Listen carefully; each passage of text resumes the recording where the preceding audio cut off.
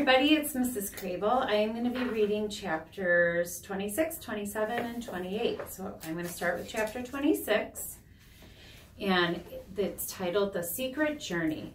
For Marvin, the prospect of spending the night in the hotel room was a grim one, but it quickly became apparent that the bearded man wasn't going anywhere. He made 2 phone calls with a cell phone. During one, he spoke in a language Marvin did not understand. During the second, he said, "I have it. Then tomorrow at 10 o'clock, where we discuss. Yes, I'll make sure. See you then." While Marvin concealed himself in the dense carpet beneath the table, the man strode to the closet and removed a black leather satchel. He placed it flat on the floor, a few feet from Marvin, unzipping it. Inside were several thick paper folders. After opening one of these, he lifted the drawing carefully from the table and settled it between the leaves of the folder. Then deftly, he closed the entire bundle and zipped the satchels shut. Marvin watched all this with mounting apprehension. He had to make his way back to the drawing, but zippers were notoriously beetle-proof. The man put the satchel back in the hotel closet. He bolted and changed the door, kicked off his shoes, and lay on his bed. A minute later, the TV came on, and Marvin heard the man tear open a plastic wrapper and began crunching on something. The evening passed uneventfully. With the TV droning, the man snacking, and Marvin lulled into a fitful sleep in his hiding place. When Marvin opened his eyes, the room was pitch black and the man was snoring. Marvin knew he had to figure out a way to get inside the satchel, but he was hungry and morning was hours away. He crawled laboriously across the thick carpet to the nightstand, where the man was sure to have left the remains of whatever he was eating. And indeed, when Marvin reached the top, he found a crumpled red and yellow paper and a pile of hard shells. Peanut shells, Marvin realized. He felt a pang longing for his peanut shell float, lost in the Pompiday's bathroom drain. Oh, how lovely it would be to take a dip in his bottle cap swimming pool right now. It had only been 2 weeks since the post-drain pipe bubble bath, but it seemed like centuries ago. Before he made his first drawing, before he and James became friends, before he knew anything about an artist named Albrecht Dürer, there was nothing left to eat on the nightstand, but there was a half-filled glass of water. Feeling slightly cheered, Marvin tucked a piece of peanut shell under one leg and climbed up the side of the glass. He hesitated a moment on the rim, staring at the placid water below. Then he held his breath and dove, landing with a soft plop. A few feet away, the man stirred and rolled over. Marvin pushed the peanut shell in front of him and kicked his legs, swimming in widening circles with the cool, clear water lapping over his shell. He felt better already. Sometime later, refreshed from his midnight swim, Marvin climbed the wet wall on the glass and shook himself off. He found a crumpled tissue near the clock radio and carefully wiped off his shell. Then he crawled down to the floor, across the rug, and under the closet door, which took a considerable amount of time. Marvin hesitated at the base of the satchel, trying to decide where to best secure himself. Eventually, he chose the flap that covered the outside pocket, wedging himself under the leather buckle. Here, he had both a firm grip and a good vantage point for seeing what was going on. He must have fallen asleep again, because he awoke jarringly to the bang of the closet door being thrust open and the bright wash of sunlight flooding over him. The thin, bearded man lifted the satchel and set it on the table. He moved about the hotel room quickly, gathering his things, and then picked up the satchel again and hurried out the room. Minutes later, they were outside on the sidewalk, moving at a brisk pace through a steady stream of people bundled in winter coats and scarves. Marvin shivered under the blanket. It had been much warmer inside the FBI agent's coat. Where were they going now? Another rendezvous? This was part of the city Marvin had never seen before. Immense buildings shouldering against one another and reaching up to the sky. Broad avenues crowded with cars and buses, vast shop windows filled with clothing, jewelry, electronics. After several blocks, they came to a massive gray building with spires, a church, Marvin decided. The man climbed the steps quickly and ducked inside. The cavernous, shadowy space was crowded with people, some lighting candles, some whispering in small groups, some nestled in pews, heads bowed in prayer.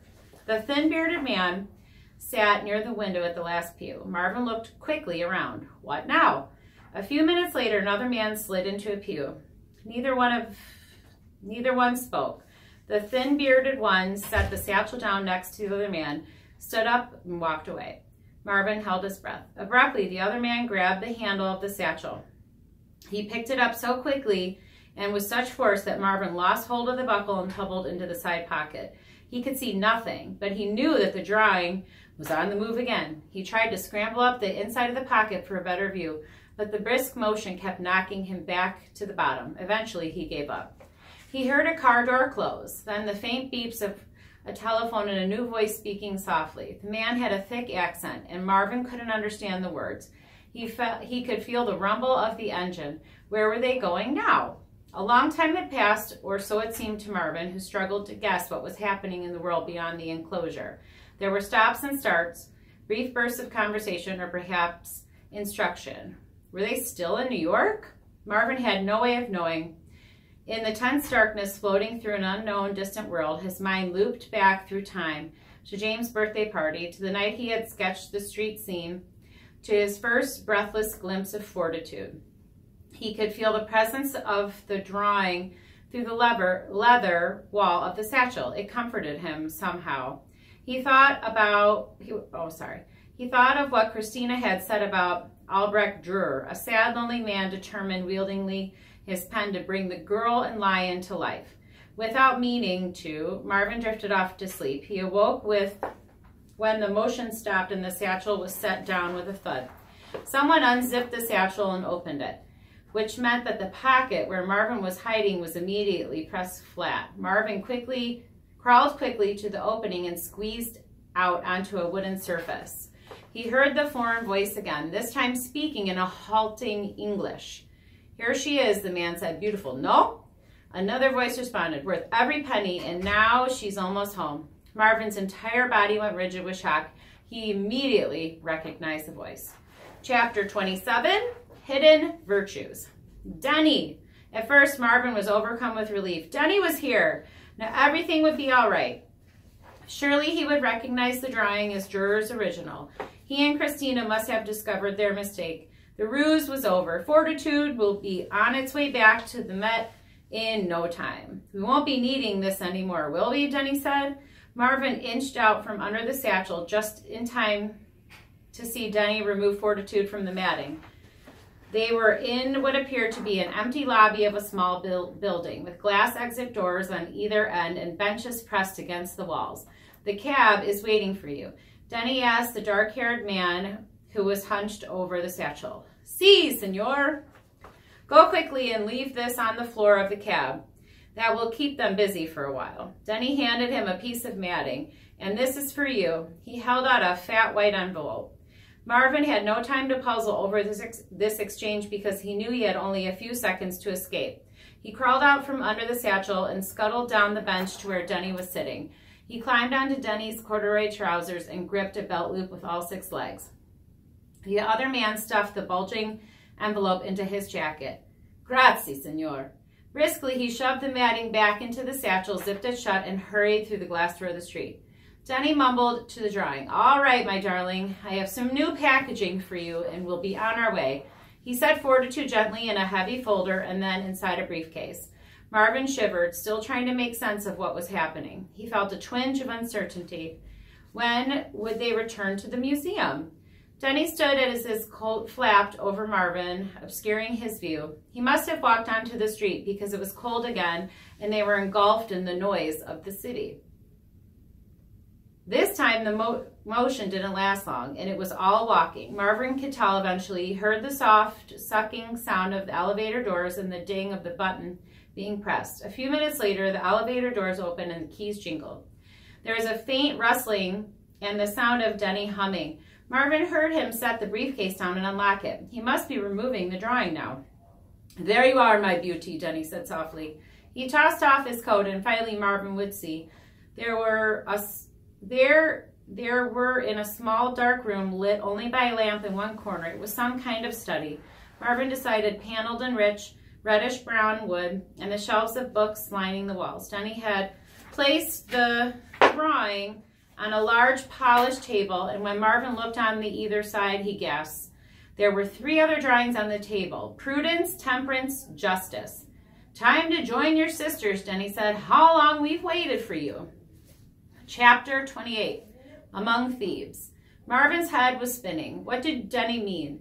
Here they were, Durer's 4 virtues. As confused and scared as he was overcome by a yearning to look at them. It took every ounce of his self-control to stay hidden under the belt loop, silent and still. All the long-lost stolen drawings here with Denny. The microchip was gone. There was no way for FBI to find them. Marvin couldn't make sense of it. Had Christina planned the whole theft? Had she switched the 2 drawings herself? He trembled with horror. There could be only one explanation. Denny and Christina had stolen the drawings, all of them. As shocking as it seemed, they must have been working together from the beginning, and this was their goal, to steal the final virtue. But why? Denny leaned over the table, and Marvin edged out from under the belt loop to stare at the 4 drawings. His heart leapt in recognition. The fine, steady pen strokes were like a greeting from an old friend. The women in the drawings were immediately recognizable as jurors. Tiny as the images were, the figures were solid and substantial, anchored to the paper. Their expressions had the same pensiveness that Fortitude's had, a kind of willed loneliness. In Prudence, a maiden shunned the winged Cupid who offered her laurel wreath. In Temperance, she poured some kind of liquid from a small jug into a cup. The lines were as delicate and miraculous as a pattern on a butterfly's wings. Finally, Marvin turned to Justice.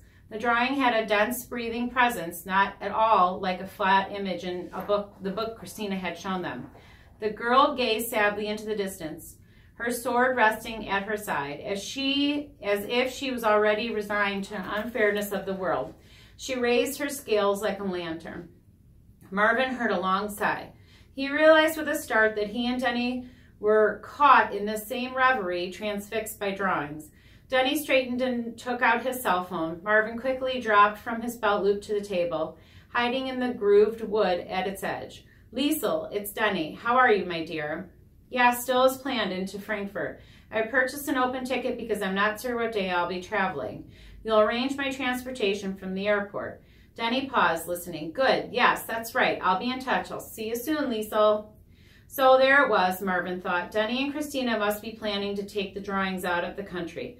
Liesel had a foreign sound to it. Marvin watched Denny decant a bottle on the desk and pour an amber liqueur into a squat crystal glass. He turned to the drawings. To virtue, he whispered huskily, raising the tumbler. And Marvin thought Denny sounded as if he was about to cry. And to virtue's master, the astounding Albrecht Dürer. He drained the glass and set it on the desk. As Marvin watched, he gently concealed the drawings under several sheets of protective paper, then left the room.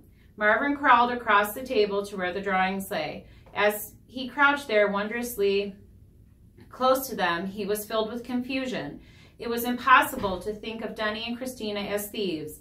They were devoted to Durer's art. Marvin pictured the 2 of them in Christina's office, interrupting each other with their passion for the drawings. Was it an all-out act? None of this made sense. Then he remembered something Denny had said about people who stole works of art, that sometimes they did it for love. And that ends my chapters. Hope you all enjoyed it.